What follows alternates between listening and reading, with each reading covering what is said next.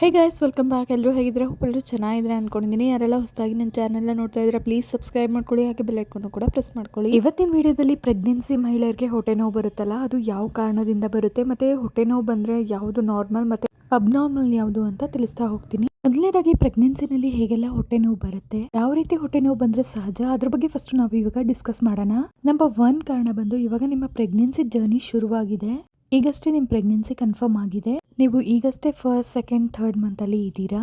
ಈ ಟೈಮಲ್ಲಿ ಹೆಚ್ಚಾಗಿ ನಿಮ್ಮ ಗರ್ಭಕೋಶ ಬೆಳಿಲಿಕ್ಕೆ ಶುರುವಾಗಿದೆ, ಗರ್ಭಕೋಶದಲ್ಲಿ ಮಗು ಕೂಡ ಬೆಳಿಲಿಕ್ಕೆ ಶುರುವಾಗಿದೆ.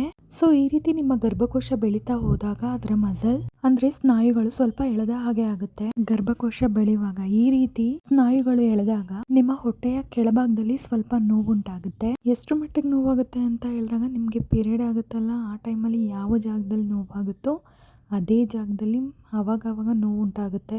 ಈ ಟೈಮಲ್ಲಿ ನೀವು ಸ್ವಲ್ಪ ರೆಸ್ಟ್ ತಗೊಂಡು ಆ ಕಡೆ ಈ ಕಡೆ ವಾಕ್ ಮಾಡಿದಾಗ ಇದು ನಿಮ್ಗೆ ಸರಿ ಹೋಗುತ್ತೆ. ಈ ರೀತಿ ನೋವುಗಳಿಗೆ ನೀವು ಟೆನ್ಷನ್ ತಗೋಬೇಕು ಅನ್ನೋ ಅವಶ್ಯಕತೆನೇ ಇರೋದಿಲ್ಲ. ಸೆಕೆಂಡ್ ಪಾಯಿಂಟ್, ತುಂಬಾ ಗರ್ಭಿಣಿಯರಿಗೆ ಈ ಟೈಮಲ್ಲಿ ಸ್ವಲ್ಪ ಗ್ಯಾಸ್ಟ್ರಿಕ್ ಪ್ರಾಬ್ಲಮ್ ಇರುತ್ತೆ.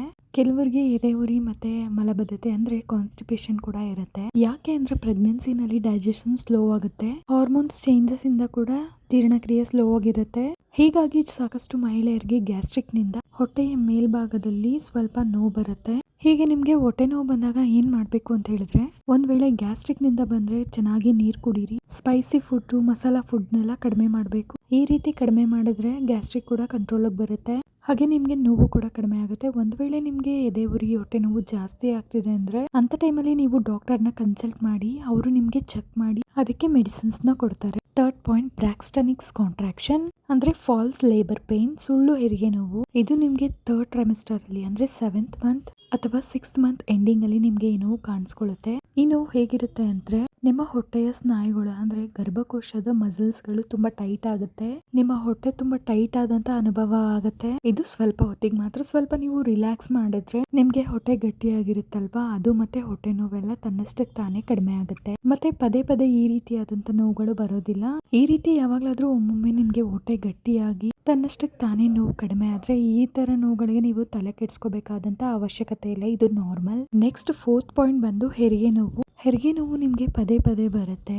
ಸ್ಟಾರ್ಟಿಂಗ್ ಅಲ್ಲಿ ನಿಮ್ಗೆ 1 ಗಂಟೆಗೆ ಒಮ್ಮೆ ಪೇನ್ ಬರ್ಬೋದು, ಅರ್ಧ ಗಂಟೆಗೆ, 15 ನಿಮಿಷಕ್ಕೆ, ಮತ್ತೆ 10 ನಿಮಿಷಕ್ಕೆಲ್ಲ ಪೇನ್ ಬರ್ತಾ ಇರುತ್ತೆ. ಈ ರೀತಿ ಹೆರಿಗೆ ನೋವಲ್ಲಿ ನಿಮ್ಗೆ ಪದೇ ಪದೇ ಪೇನ್ ಬರ್ತಾನೆ ಇರುತ್ತೆ.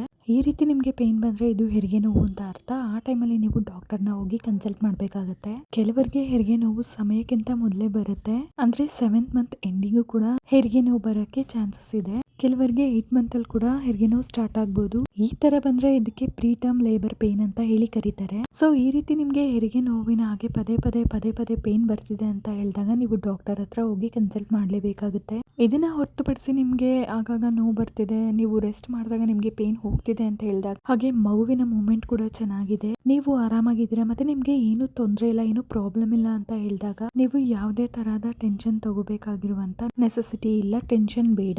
ಒಂದು ವೇಳೆ ನಿಮ್ಗೆ ಜಾಸ್ತಿ ಹೊಟ್ಟೆ ನೋವು ಬರ್ತಿದೆ, ಪೀರಿಯಡ್ ಟೈಮ್ಸ್ ಅಲ್ಲಿ ಪೇನ್ ಆಗ್ತಿತ್ತಲ್ಲ ಅಷ್ಟೇ ನೋವು ಆಗ್ತಿದೆ, ಮತ್ತೆ ತಲೆ ಸುತ್ತ ಬರ್ತಿದೆ ಅಂತ ಹೇಳಿದ್ರೆ ವಾಂತಿಯ ಅನುಭವವಾಗುತ್ತೆ, ಮತ್ತೆ ನೋವಿನ ಜೊತೆನಲ್ಲಿ ನಿಮ್ಗೆ ಬ್ಲೀಡಿಂಗ್ ಆಗ್ತಿದೆ, ಮಗುವಿನ ಮೂವ್ಮೆಂಟ್ ಅಲ್ಲಿ ವ್ಯತ್ಯಾಸ ಕಾಣಿಸ್ತಿದೆ ಅಂತ ಹೇಳಿದಾಗ, ಇಂಥ ಸಂದರ್ಭದಲ್ಲಿ ನೀವು ಡಾಕ್ಟರ್ನ ಹೋಗಿ ಕನ್ಸಲ್ಟ್ ಮಾಡೋದು ತುಂಬಾನೇ ಇಂಪಾರ್ಟೆಂಟ್. ಇದನ್ನ ಕೇರ್ಲೆಸ್ ಮಾಡಕ್ ಹೋಗ್ಬೇಡಿ. ಮತ್ತೆ ನಿಮ್ಗೆ ಡೌಟ್ ಬರ್ತಿದೆ, ಮತ್ತೆ ನಿಮ್ಗೆ ಏನು ಸರಿ ಇಲ್ಲ, ಒಳಗಡೆ ಏನೋ ವ್ಯತ್ಯಾಸ ಆಗ್ತಿದೆ, ಅನ್ಕಂಫರ್ಟಬಲ್ ಫೀಲ್ ಆಗ್ತಿದೆ ಅಂದ್ರೆ ಅಂತ ಟೈಮಲ್ಲಿ ನೀವು ನೆಗ್ಲೆಕ್ಟ್ ಮಾಡದೆ ಡಾಕ್ಟರ್ನ ಹೋಗಿ ಕನ್ಸಲ್ಟ್ ಮಾಡೋದು ತುಂಬಾ ಇಂಪಾರ್ಟೆಂಟ್ ಆಗಿರುತ್ತೆ.